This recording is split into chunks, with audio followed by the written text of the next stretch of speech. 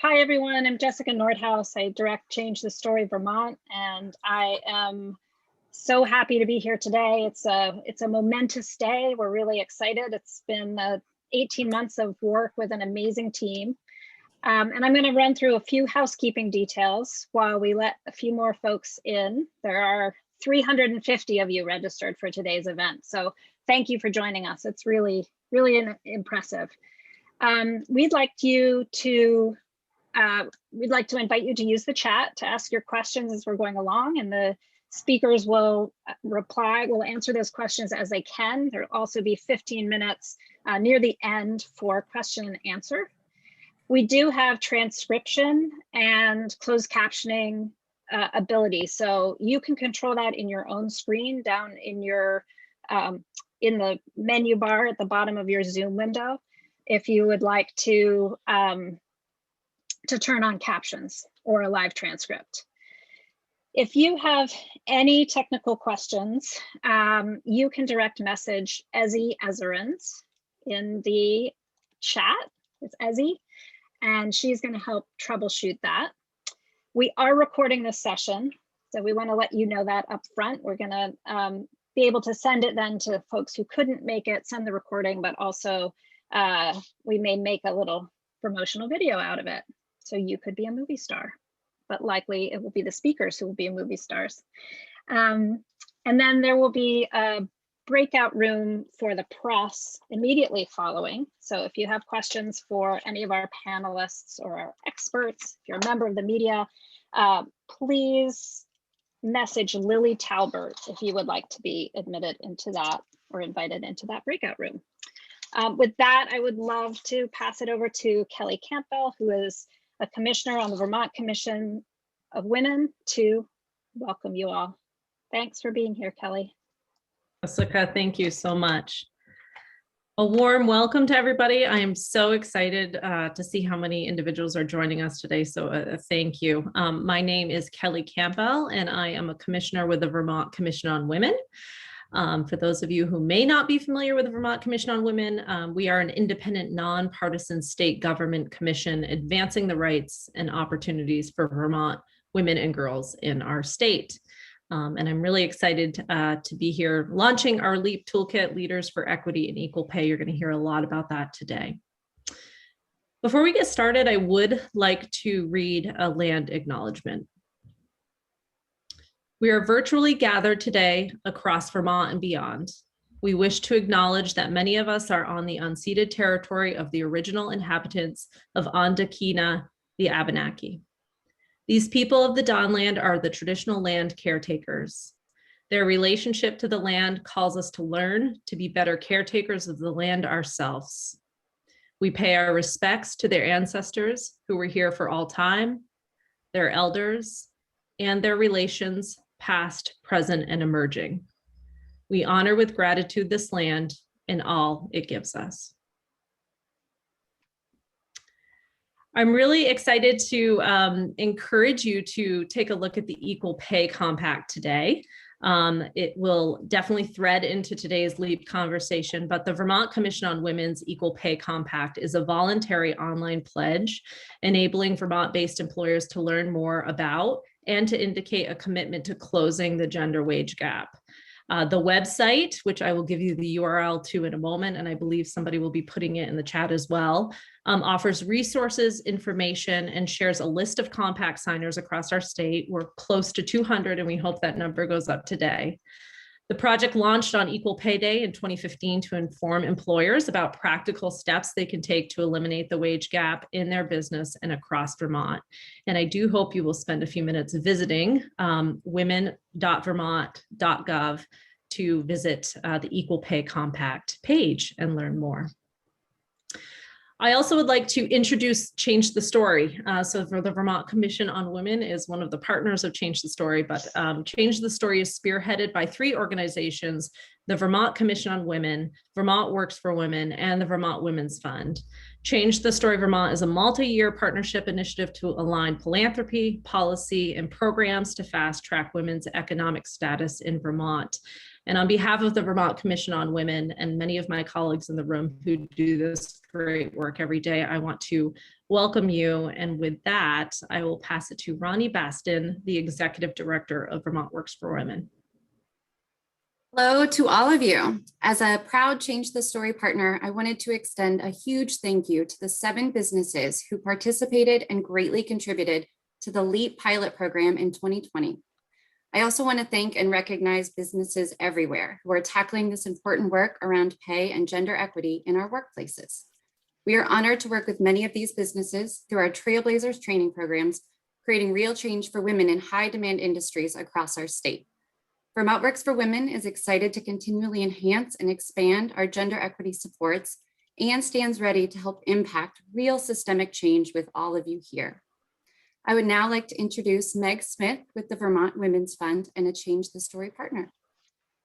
Thank you, Ronnie. Hi, everyone. I'm Meg Smith, Director of the Vermont Women's Fund, which is a fund. It's the first and largest philanthropic resource in the state of Vermont dedicated to advance women and girls. Began 27 years ago.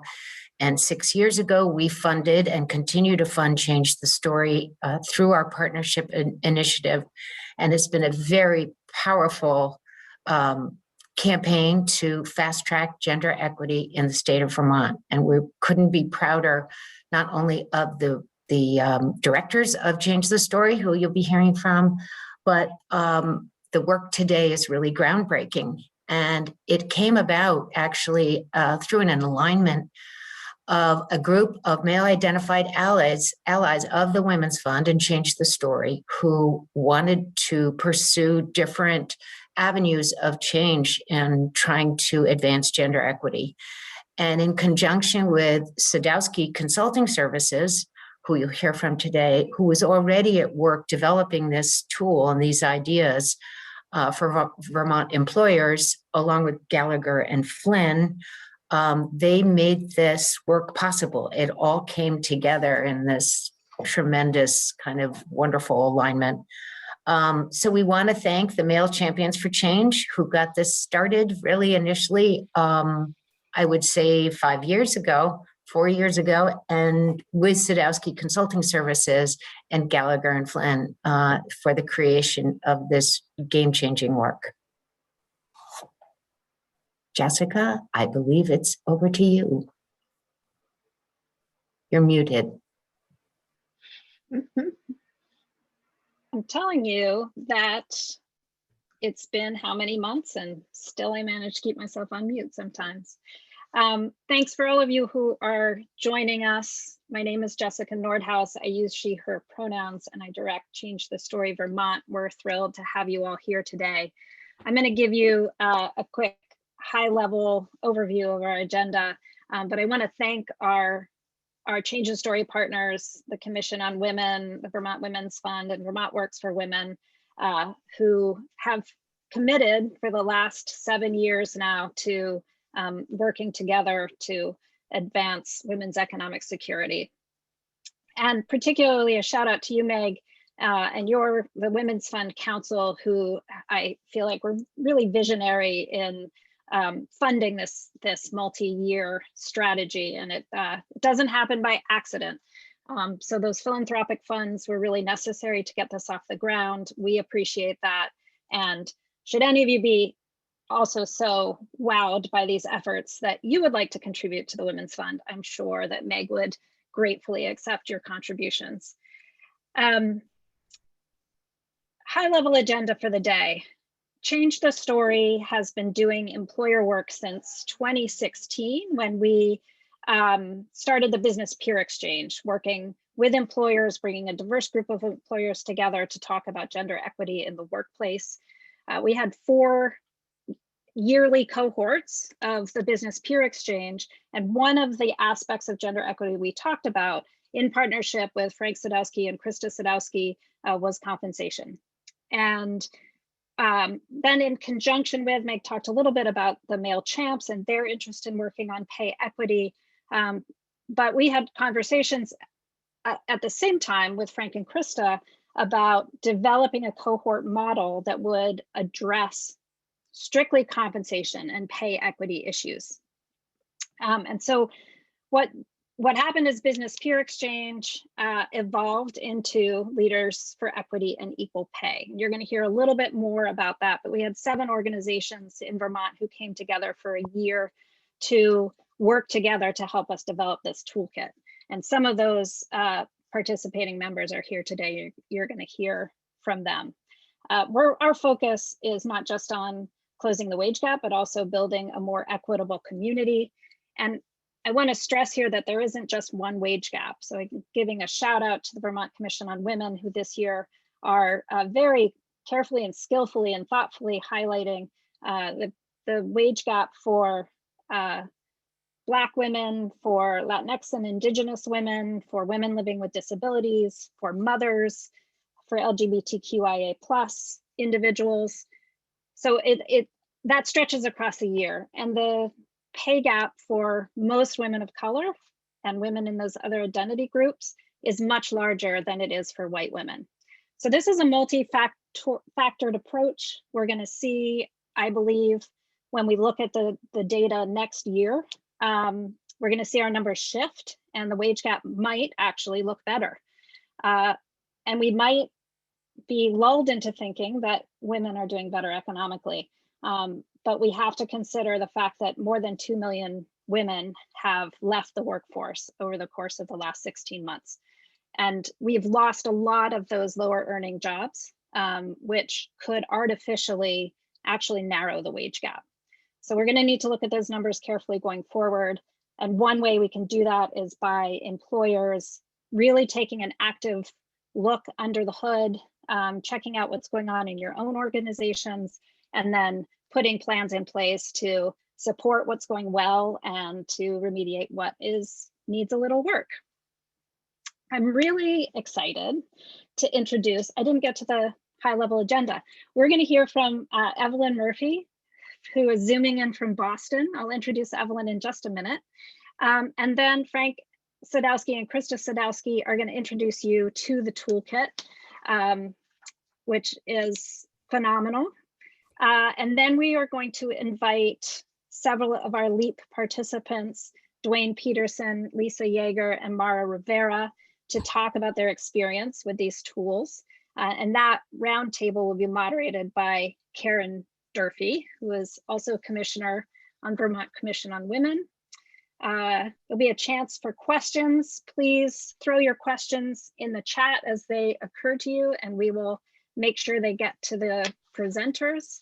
And then we'll close it out, and at 1 p.m. or a few minutes after 1, we will press the button and hit launch on these toolkits. You'll be able to find them at changethestoryvt.org. All the tools will be available for you there to download for free. So I'm going to move ahead. So happy and honored to have Evelyn Murphy here today. Evelyn is the former Lieutenant Governor of Massachusetts. In fact, she was the first woman to be elected to statewide office in Massachusetts. She is an economist by training and trade. She is the president of the Wage Project, developed a curriculum for helping women negotiate their salaries. She is co-chair of the Boston Women's Workforce Council, and she is a total force herself in pay equity, wage equity, and power equity. So thrilled, Evelyn, thank you for joining us, and looking forward to hearing what's going on outside of this brave little state. Jess, thank you very much. I am very excited about this event. The toolkit and the playbook, to me, potentially can put Vermont as the national leader on eliminating gender and racial wage gaps. And I say that being fiercely proud of what we're doing in Massachusetts to be that same leader. So this has enormous potential. And here's what's going on for you. As a kid, you were probably asked sometime to pat your belly, pat your head and rub your belly at the same time. And if you remember doing that, the first time was hard because you're doing 2 different things at once. But after you did it a couple times, it became very easy. So my challenge to you today is to do the same thing with this toolkit, which is do 2 different analyses at once. Do the individual analysis of employers' pay to detect and to eliminate the biases in pay and promotion, in hiring and in evaluation. That's the focus of most of what I think you're going to talk about this afternoon. But at the same time, do the organizational analysis of your gender and your racial wage gaps using the same data. So do the individual, do the organization over and over again. And that's your practice at patting your head and rubbing your belly at the same time. So why do you need to do the organizational analysis too? All of our life, we've heard reports about the gender wage gap. When I started, the wage gap was 40 cents. Women earned 60 cents for every dollar that men earned. And I was told at that time, oh, don't worry, you girls will catch up. You just need to be better educated. You need to work as long and as hard as men. And besides, you'll probably go get married and drop out and haven't raised kids. 5 decades later, women are better educated. We work as hard as men. We work as long as men. We financially support our families. And yet the gap nationally is still 20 cents. And for over 50 years, the emphasis was and still is largely around fixing women. We must get more educated, work more, choose different professions. Even though when we choose different professions, like to become a doctor, male doctors get more than female doctors, male nurses get more than female nurses. So we've done all of that. And still there's this 20 cents difference. So you have to ask, what are we missing here? We're missing fixing workplaces as well as fixing women. So for the last 5 years, as the national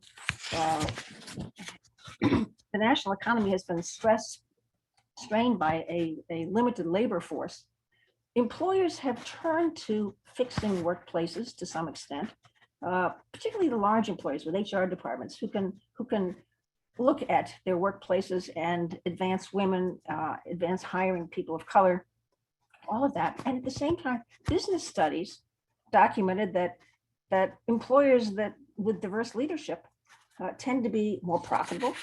And so the business case has been made. But nonetheless, what's clear is that, and what's not clear, is whether all of these business efforts yet have affected the racial and the gender wage gaps.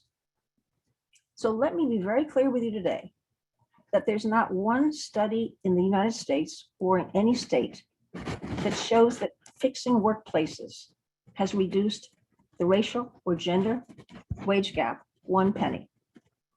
Why?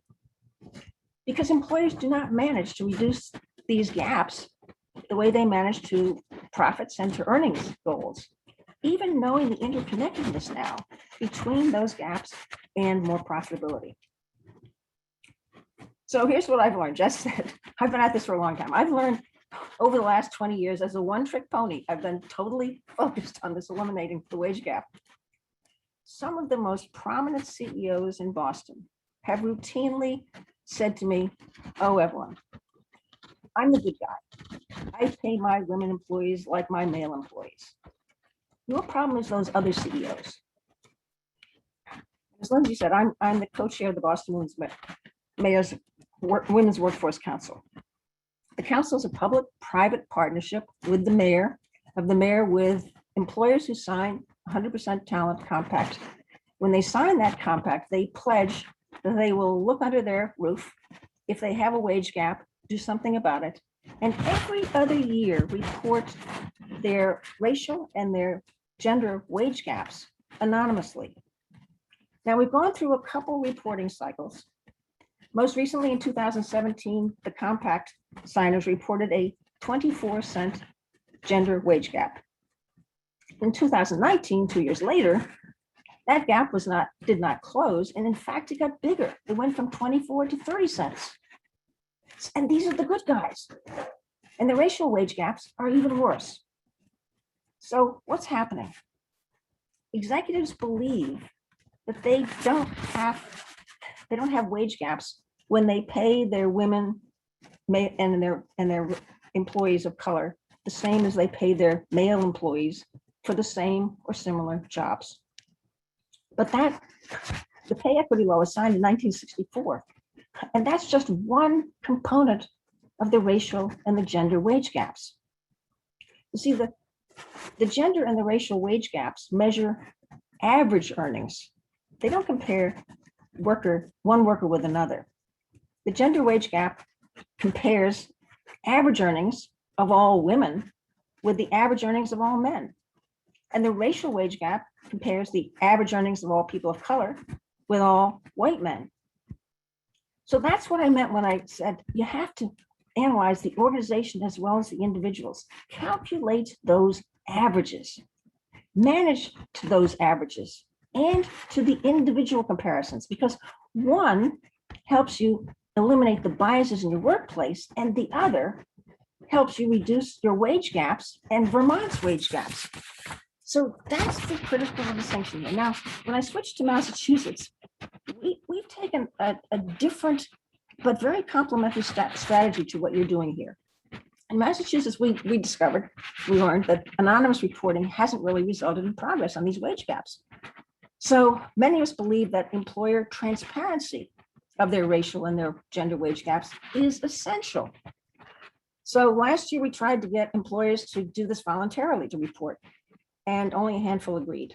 So this year a bill has been filed in the state legislature requiring employers with 100 and more employees to publicly report their gender and their racial wage and power gaps annually. This transparency creates some accountability among employers. And also this reporting is foundational to eliminating an unconscionable racial wealth gap in Massachusetts. So note that I said this bill requires to report wage and power gaps. Now the power gap is the racial and gender representation among the highest earners. And it's essential that you track those as well. So, and here's why. The wage, and Lindsay sort of tipped this off earlier. The wage gap compares averages. And there are two ways to improve an average gap. There's the right way, which is you raise the earnings of women and people of color, and you raise them up, and therefore the average moves up because there are more people earning more. There's a wrong way, which is you drop off the low earning women of color, and in doing that, firing, laying off, furloughing, whatever, the average of those who remain goes up as well. And that's what probably has happened with the she session in this pandemic. So if you're hearing these stories that we've made progress this year or 2020 on the wage gaps, it may be for all the wrong reasons because of that dropping off. So don't be fooled. Now, our country desperately needs structural change that eliminates racial and gender biases in the workplace. And our nation also needs CEOs who measure and manage to eliminate their racial and gender wage gaps, both. This toolkit and the playbook give Vermont employers the means to accomplish both of these things. Your challenge is going to be getting a large number of employers to do this, to use these resources to show the nation that gender and racial wage gaps can be eliminated in the next 10 years and not the 50 to 100 years that the experts now predict it will take. So prove these experts wrong and go for it with these tools. Thanks, Lindsay. Back to you. Thanks so much, Evelyn. We really appreciate it. Wise words. And I'm sure that I saw a lot of activity in the chat happening. So I think you've given us a lot to think about and potentially to ask about. Let's hear a little bit about what this toolkit is. You have all heard us referencing it. And I would like to invite Frank Sadowski and Krista Sadowski to come on stage and give us a tour. And I believe Krista has some slides to show us. Great, thanks, Jess. And thank you, Evelyn, really for all of your groundbreaking work in pay equity. Those of us that stand on your shoulders owe you a great deal of gratitude, so thank you. And thank you all out there in this virtual audience for being here today. We are so thrilled to be releasing this toolkit into the world and to you all today, and you get to say you saw it here first. So thank you for being here. We're just tremendously excited. My goal in the next few minutes is to kind of tell you just a little bit about where this toolkit came from, who should use it, what's actually inside the toolkit, and we're going to take a sneak peek inside. And then I'm going to turn it over to, admittedly, the far wiser half of Sadowski Consulting Services, my dad, Frank Sadowski, who's going to share some concrete examples of the types of information and insights that can be gained from using the toolkit. So this is where we actually get a little bit more tactical. Please feel free to pop questions in the chat as we go, and I'll touch what we can, and we can cover anything else in the Q&A at the end. Excellent. So where did this all come from? Frank has been doing compensation and business ethics work in the region for more decades than I'm allowed to say here. And I had the great honor of joining him about 5 years ago. And at the same time, we have so many amazing companies in Vermont that have a long history of leading, or more often really trailblazing when it comes to developing and implementing best practices. Yeah, we saw so many of Vermont's companies being left behind when it came to pay equity assessments simply as a result of their size. We know that pay equity assessments are really rapidly becoming standard practices for leading companies in the US, but the methods that are typically used really rely on large numbers of people, so you can use a regression analysis. And there simply hadn't been much work done to date to standardize methods and make them easily accessible to small companies.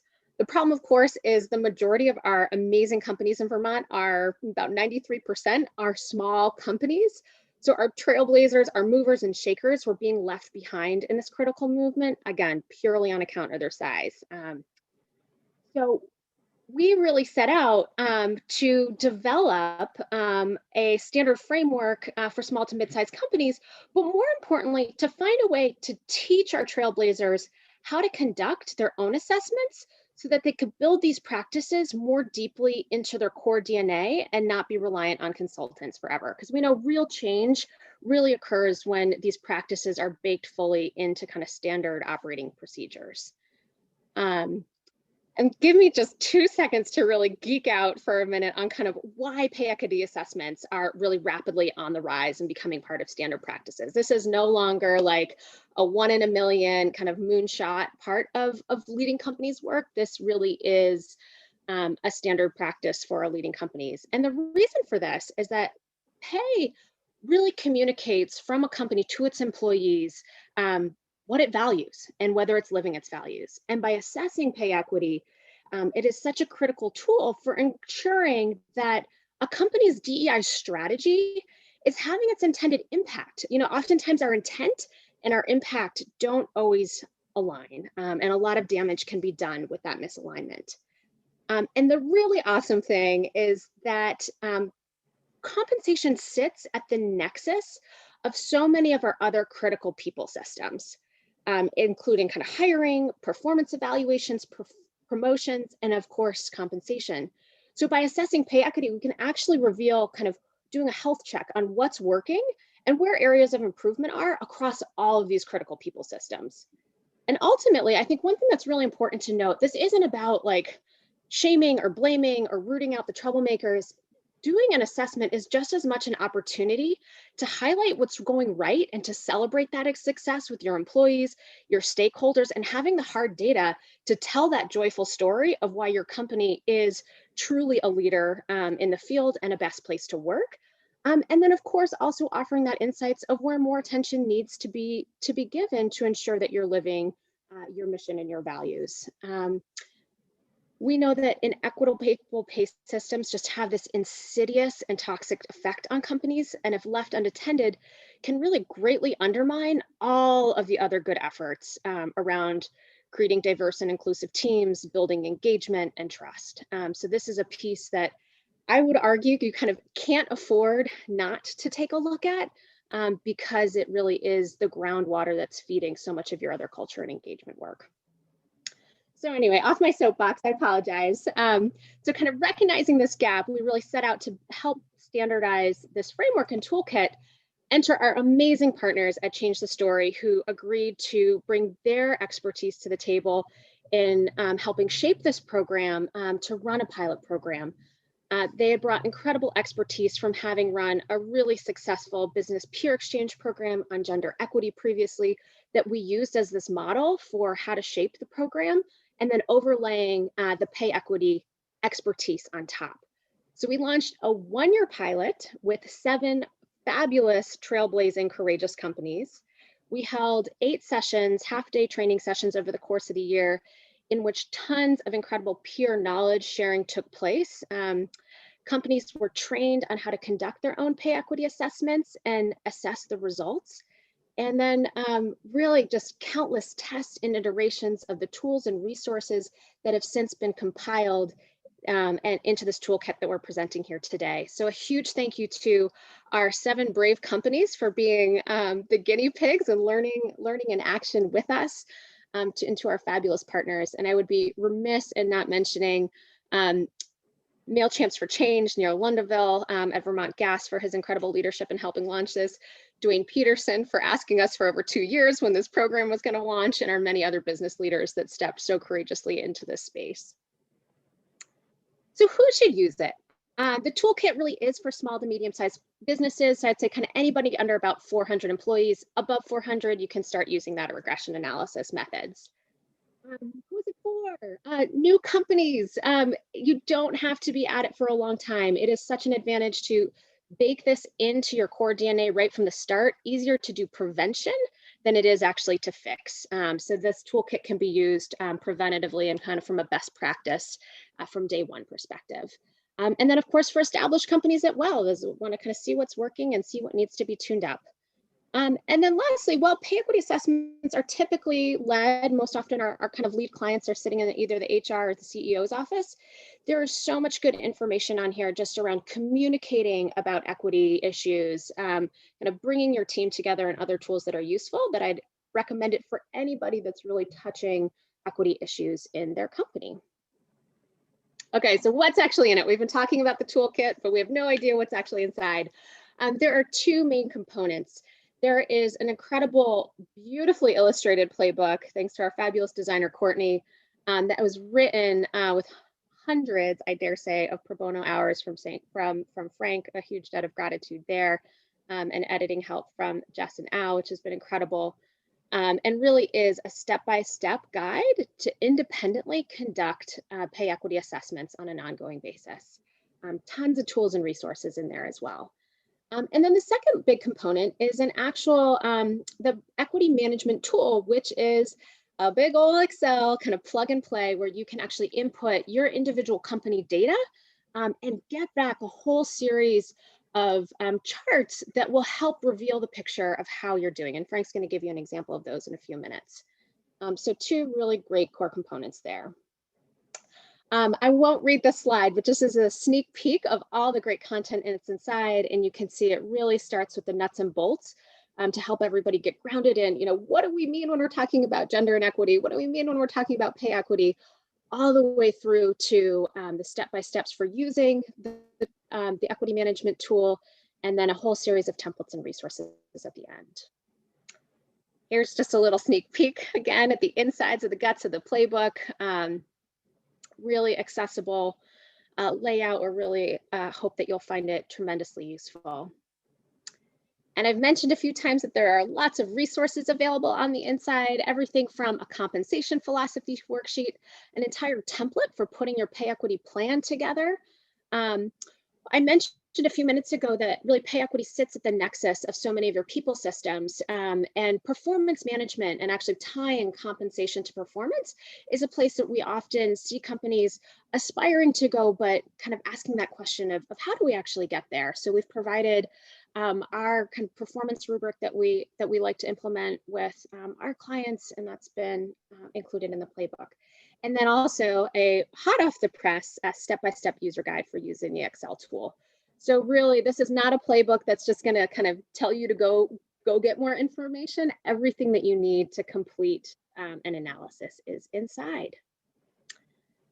Lastly, I think this playbook is really designed to help companies. We know one of the big challenges for small companies in doing these assessments can be the financial barrier to bringing on an outside consultant.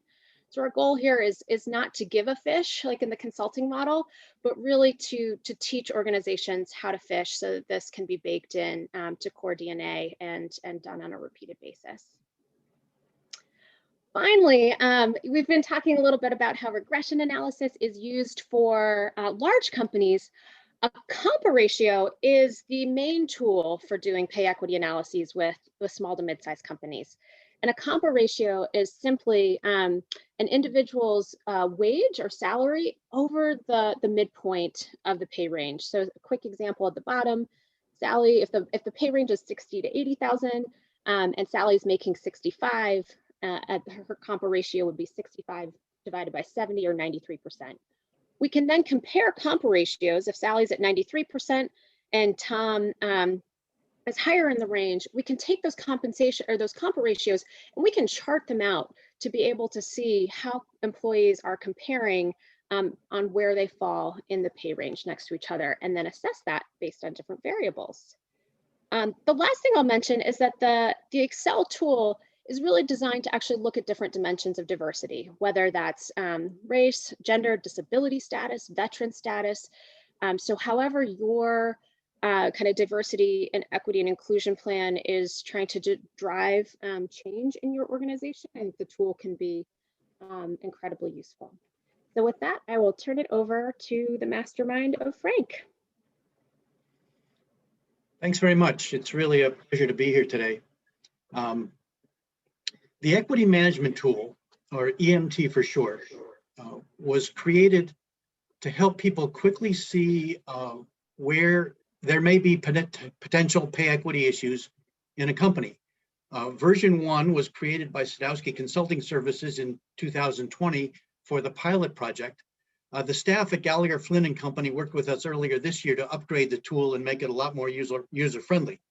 So now version 2.0 is available with the playbook and the other materials just mentioned. As it was said, in big companies with lots of employees in each position, the numbers are there to do really good statistical comparisons of how men and women are being paid and discover the differences in pay between those two groups if one exists. For small companies, whether there may be just a few people or even just one with the same job title, however, you don't have that the numbers to do anything that's statistically significant. But by using compa ratios, we can compare the pay of employees across jobs and ask whether their pay is consistent with the company's compensation philosophy. The EMT can be used in two ways, as an investigative tool or as a predictive tool. In other words, it can help you see if you have a current problem, and it can also help you see and avoid potential equity problems in the future that would be caused by a round of pay increases. Let me just show you how the tool can be used to investigate current problems. So imagine this situation. A company's been sold, there are new owners, and all of the old senior management is gone. So there's no one who can tell anybody why people are being paid the way they are. A new HR manager is trying to figure that out, and she comes in, and because she found some performance review scores in the file, she thought there might be some kind of a merit pay system that was driving pay. So she starts to use the EMT and starts with a small group of employees. For instance, here, all of the shippers and receivers in the company, two different departments. And in this chart, now, performance review scores increase as you go from left to right on the x-axis, and compa ratios increase on the y-axis.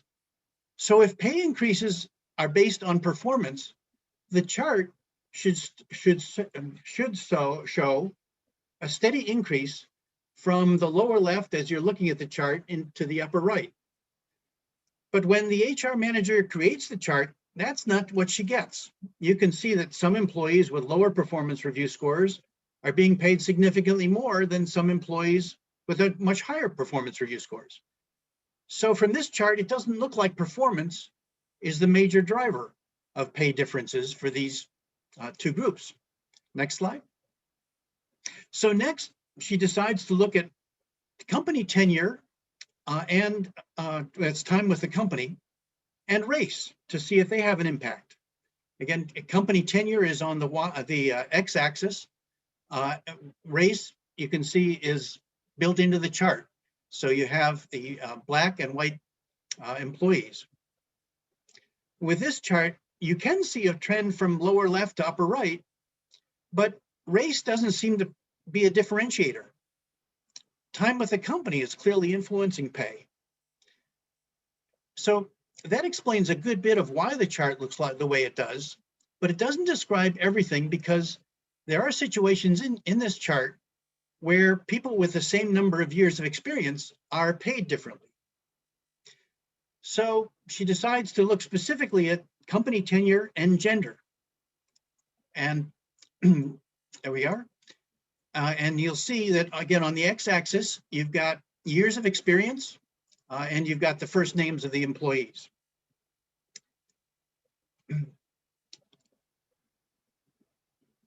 Now, company tenure is clearly the primary factor influencing pay, but this chart shows some problems.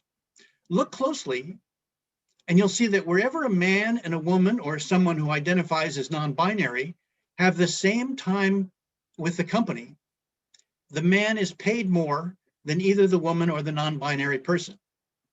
Clearly, there's a significant problem here. But how far does it extend? She realizes that both the shippers and the receivers had the same manager, who's already left the company. And so next slide. She now adds all of the other departments that reported to that same manager. And when she does this, she sees that she has a very pervasive pattern. You can see that all of the men who are in red are paid more than the women or non-binary folks with the same number of years of experience.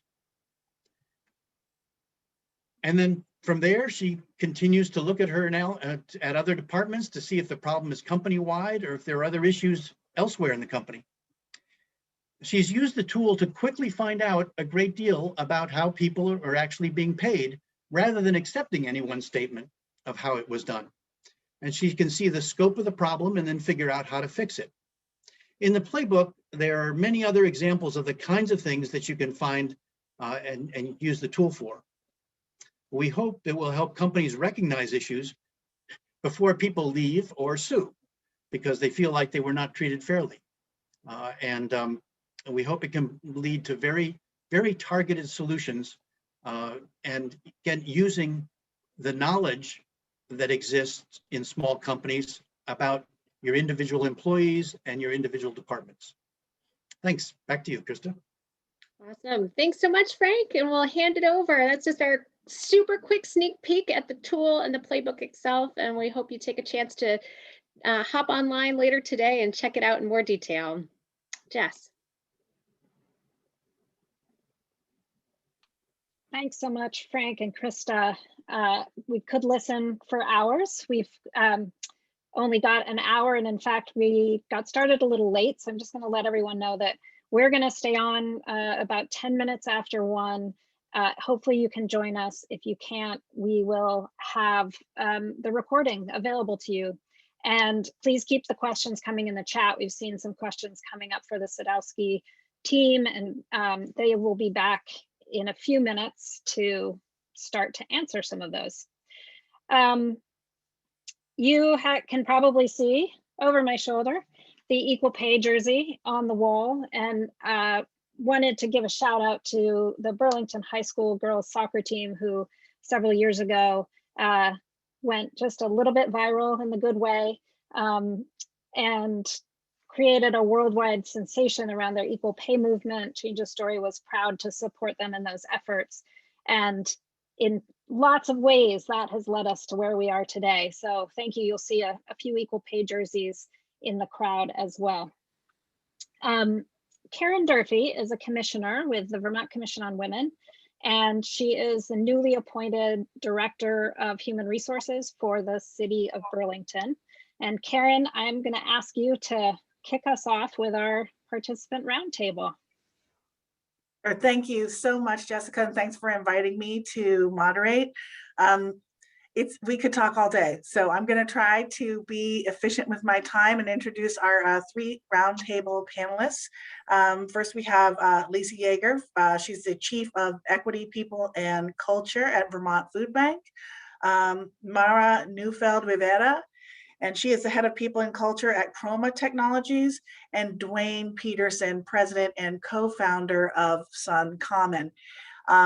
So I think I'll just start. We're going to ask you to take 2 or 3 minutes, each of you, and tell us, what your experience is with the Equal Equity and Equal Pay pilot program and how this toolkit was used to serve your organizations. I think we'll start with you, Duan. I can't see you, but I think we'll start with you. Tell us a little about why you got involved with LEEP. Sure. What a great crowd. Thanks for turning out. So I'm one of the co-founders of Sun Common. We're a public benefit corporation and a certified B Corp, powered by about 200 employees these days. And so as a values-led business, we are committed to using the business as a force for good. And so, of course, pay equity, maybe I shouldn't mansplain to this crowd why pay equity is important, but it was a priority of ours. And so we, on our own, searched out some of the obvious best practices. Gosh, let's, improve the pool of candidates beyond what we would get just by running ads, or let's try to be sure that we don't interview until we've got a diverse pool. We tried to put diversity into the hiring teams. We created pay grades. We tried to do, and let's be clear, with fits and starts, and we've got a long way to go, but we tried to do some of the obvious things. But as a business, there's the aphorism, you can only manage what you measure. And so it dawned on us that, we might be swell, well-meaning people, but as we heard before, intent is not the same as impact. And so we wanted to measure. And so hooking up with our friends at Change the Story, whom we met and learned to revere through the Business Peer Exchange and the Male Champions of Change. I didn't name that, but it's a great group. We were part of the early cohort, the so-called guinea pigs who got this ball rolling. And it was just fantastic to be a part of that, to learn from it, to commiserate with other people who have day jobs and are really crushed trying to fill their own vacancies, but while adding equity. And so for us, we got into it selfishly. We wanted the help, but then quickly we were really excited about, if we're going to spend the time, effort, brain cells, some money to do this, let's make this available to others. And so I'm totally stoked that we can try as we can to improve the positive impact within the four walls of our business. But if we can make it that much more available to spread farther and faster, then that's even better. And so I'm completely happy that we're launching this today. And I hope every person on this meeting grabs this and runs with it in meaningful ways. Thanks so much, Duan. And I should say that to people listening, you will have, there is a Q&A after this. So we'll hand it over and talk to Lisa Yeager. Lisa, can you tell us a little bit about how these tools work for you at Vermont Food Bank? Sure. So as Duan said, we were part of the cohort that started in January of 2020. Seems like a lifetime ago now. And our first step was really to create our compensation philosophy for the food bank. And our emphasis was on transparency, as we've talked about before. And all during our process, as we went through the LEEP year cohort together, our emphasis was on transparency and communicating with our staff. So as we created our compensation philosophy, we We released that to the staff, to our DEI resource team, to our organizational resource team, which is our shared leadership group. And we asked for feedback on everything from the language to the sentence structure. And what we heard, the feedback that we heard was that instead of using the term total compensation, folks wanted us to use pay and benefits because that felt like a more accessible term. So, you know, we took that feedback and then we engaged Gallagher Flynn, who was an enormously helpful partner in this process, because they did a salary review for us based on every single job description. And we were able to see what does our comp ratio look like. You know, what we discovered was that we actually didn't have a gender or a racial equity problem in our salaries, but what we did see is that supervisor, the way that a supervisor would advocate for an employee or for their particular department could really influence salary structures across the organization. And we could see a disparity based on how much the supervisor would advocate for certain people or for certain groups. And so we know we have work to do.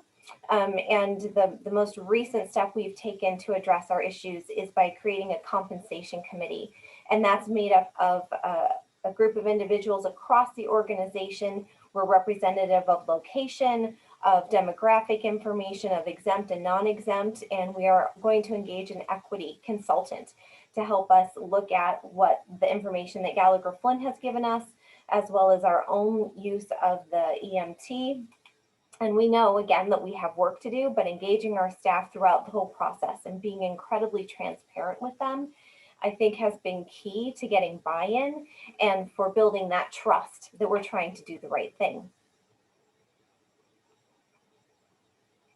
Excellent. I feel the need to ask many questions as the incoming HR director for the city. We will have many, hopefully we'll have many conversations to come.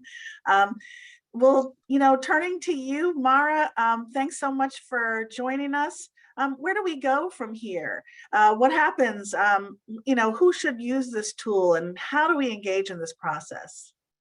Great, thanks, Karen. Great to be here and great to see so many people on this webinar. It's awesome. First, I just want to back up a little bit and very briefly about my experience in the cohort in the LEEP pilot program in the past year.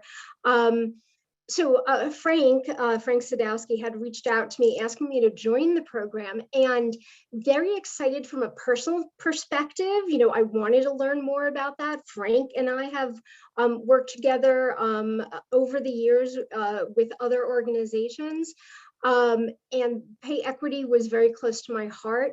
However, I was a bit hesitant to join the program, and here's why. I wasn't convinced that CROMA, the organization that I work with, would benefit from it. And here's why. CROMA's compensation philosophy is quite unique. They pay on a egalitarian basis, meaning salary increases every year are not based on performance or on merit. They pay a flat amount every year regardless of title. And so just, you know, thinking about that tool, I'm already like, well, I'm not sure it's going to show anything different. If, you know, everyone is paid the same, there is not going to be any differentiation. So I wonder if there's going to be benefit, but I joined anyway. And to my surprise, after using the tool, the EMT tool, there were a few outliers. In general, we did the regression analysis showed exactly what I anticipated. Not much differentiation at all. We are doing very well on pay equity for both gender and race, but there were a few outliers again that I didn't anticipate. And it had me ask the question, what is going on here? And could there be disparate impact in the future if I didn't catch this? And it continued. So I think my message for the audience is, if you think, oh, I'm a small organization, I've got this down, I know how everybody is paid, I am not seeing any differentiation or wage gaps. try the tool because it's free and it's worth the effort to catch things that you just didn't anticipate. So that's what was such an eye-opener and wonderful for me. In terms of where we go from here, so I'm originally from New York City. I've been in Vermont for 13 years. When I was in New York, I worked for billion-dollar international organizations that their HR departments had centers of excellence. So they had compensation experts who were statisticians and had large amounts of data and can spend their entire careers on this stuff. Here in Vermont, I mean, some companies are lucky to just have one HR professional wearing many different hats. They don't have time to become comp experts. So what's great about this tool is that it's so easy to use. It does so much of the work for you that you can spend less of your time on data crunching and more on what's the story. It does all the analysis for you. So it's like, what am I missing here? Just makes our job so much easier. How do we engage people in the process? If you are not at the leadership level, if let's say you're an HR professional and you need to get the attention of the C-suite of how this is important, two recommendations. One, it's important for you to know that equitable pay helps attract the best employees. It reduces turnover and increases commitment, increases productivity and creativity. Most HR people know this, they get it, right? So you can see that to C-suite leaders who perhaps are just focused on the bottom line. It sounds nice. They want to see the data. And so what HR professionals need to do, or anybody who's interested in pay equity, is they have to increase their credibility to the C-suite. So, and by doing that, they have to show the data. That's where the story is. So yes, it increases creativity, but show me how it does. And that's what's so great about this tool is that they give us the credibility by giving us the data that we can then present to leaders, increases our credibility. So I hope that answers your question. Thanks, Karen. No, thank you. I'm really excited to have this group with us. And I think, I mean, I could ask my own questions. I've written down several. I know that we probably have questions from our folks in that are attending. So I think this is a good time to transition to, it's going to be a roundtable Q&A. It's going to be interesting. This will be the first one that I've ever done virtually. So I think there's going to be questions via chat for Frank, Krista, and Evelyn, and any of our panelists. So I think we can unmute the roundtable participants if folks are muted. And what questions do we have? I know Frank's been busy in the chat. I'm looking. All right, so I'll ask another question. So we know the pandemic has really hit women disproportionately hard. Can these tools help us build a more equitable economy rather than just returning to the status quo? And anybody on the roundtable can answer that.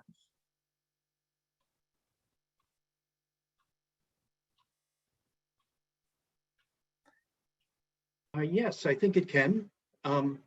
Companies are going to have a real challenge with women re-entering the workforce, and are going to have to think about how they choose to pay them, what those salary offers are going to be, and I think the tools in this toolkit can help people think about that hopefully in new ways, looking at the skills and abilities of those people rather than simply, time in seat and years of experience. Yeah, let me add to what Frank just said. It's important, I think, that women who were laid off or furloughed are not punished for that. They didn't cause the pandemic. And it seems to me, therefore, it's important that when companies look at bringing back some of the workers that they may have laid off or fired or furloughed, that these women not be punished. Secondly, I'd always keep in mind how to also keep pulling women up, people of color up this power gap as well. If you do both things at once, bring back the women who were laid off and look at how you're going to add even more leaders of different genders and color, then I think you've compensated for the pandemic in a very interesting way. So I'd urge a kind of double lens here of restoring and not punishing women for what they had no control over in this pandemic, but also and childcare is going to be essential. So there is a piece in the playbook about the promotion gap, which is one of the main reasons for the pay gap, the pay equity gap. And people ought to take a look at that, because that's one of the most important things to change in companies to get it right. If you're hiring men and women of equal ability and expertise, there's no reason why you shouldn't be promoting them at the same rate. You've got to ask what's going on within your company if that's not the case. Yeah, that's huge. And it's a very important point. That's taking the biases out of the workplace. I'll just add on to that, Evelyn, and that's one of the places that we see unconscious bias showing up just so tremendously. We tend to promote men for potential and women for proven ability, which can lead to multi-year gaps. And when we approve, a senior manager as being ready for a promotion to a director because of that kind of bias that we carry with us. Yep. So we've got a question in the chat for our panelists. Does the toolkit look at other systems that impact folks most impacted by the wage gap, such as access to childcare, paid leave, and et cetera? Sorry, Karen, can you repeat the question? Sure. It says, does the toolkit look at other systems that impact folks most impacted by the wage gap, such as access to childcare, paid leave, et cetera? I'm so glad that this question came up. The toolkit focuses primarily on what is immediately inside a company's sphere of influence.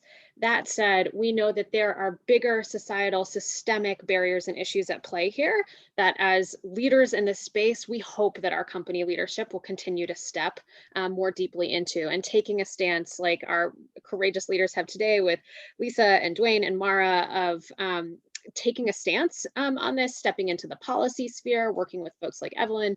So there is work to be done on those broader systemic issues as well. But the playbook does focus, gives a nod and does have some good tools for that, but does focus primarily on what can we fix within our own four walls. Thanks for that. And one more question from the chat. Does the toolkit have the ability to assess whether women are promoted at the same rate as men?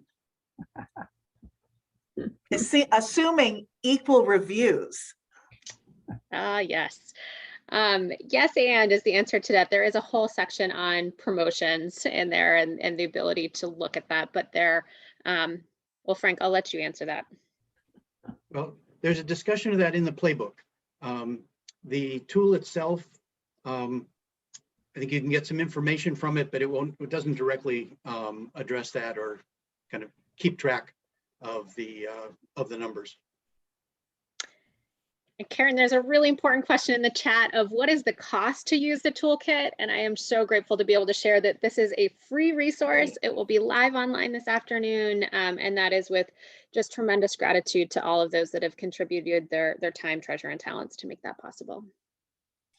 Excellent. Yeah, I did see that question and I'm glad somebody asked. We can't say free enough. This is a free toolkit. It's a, and it's definitely, I'm excited to see it go live online myself because I need it.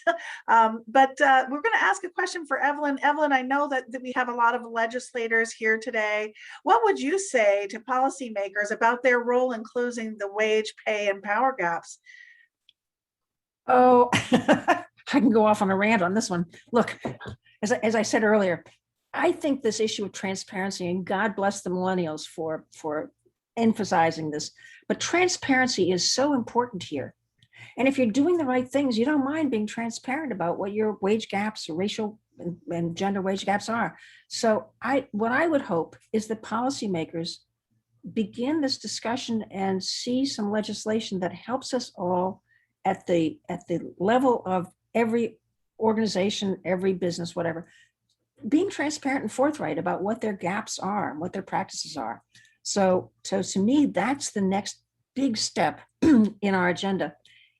And I have to say, I mean, if we don't do this, what I love about this discussion is that it's positive and it is constructive. But there are other states like California and Illinois that are beginning to move on requiring reporting, which is strict, and it's not going to be made public. It's really to prosecute.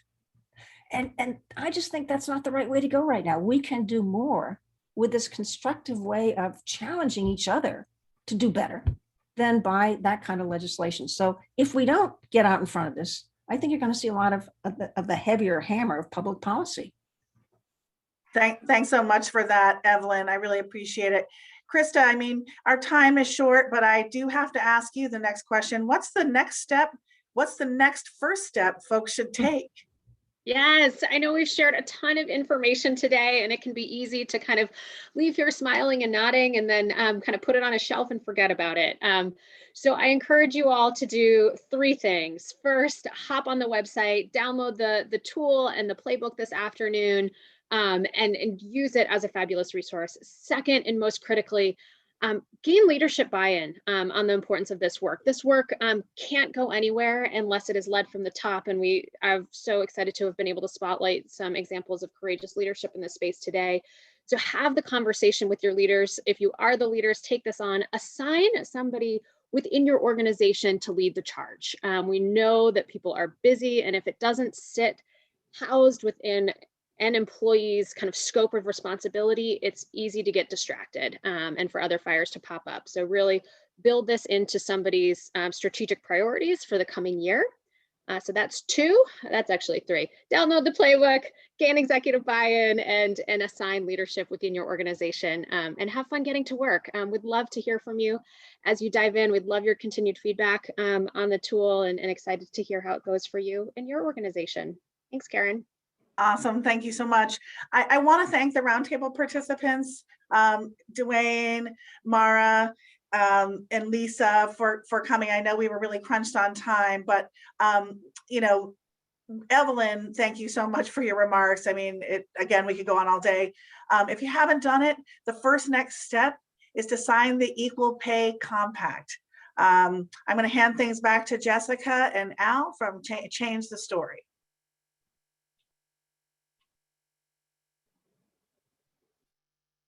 You're muted, Jessica. I did it again. Thanks so much, Karen. Thank you all. To all our panelists, presenters, and attendees, thanks for your patience and sticking around for an extra 14 minutes. I know some of you had to leave. We still have over 125 people on the line, which is phenomenal. Al and I at Change the Story have had such a rich experience partnering with these folks to bring this to life. And we are underslept, but very grateful to have it out the door and to have it to you this afternoon. So we would love to get back to you with all these amazing questions that have come in the chat. We will work on doing that through your Zoom contact information that you entered when you registered. If you have other questions that come up, you can reach us at info@changethestoryvt.org, and we can forward questions on to Frank or Krista or Evelyn or any of our participants. So I'm going to double up on Karen's thanks, and also another round of appreciation for the commissioners who led us through. Jessica, before we say goodbye, if I could just do a quick plug. Oh, please. Thank you.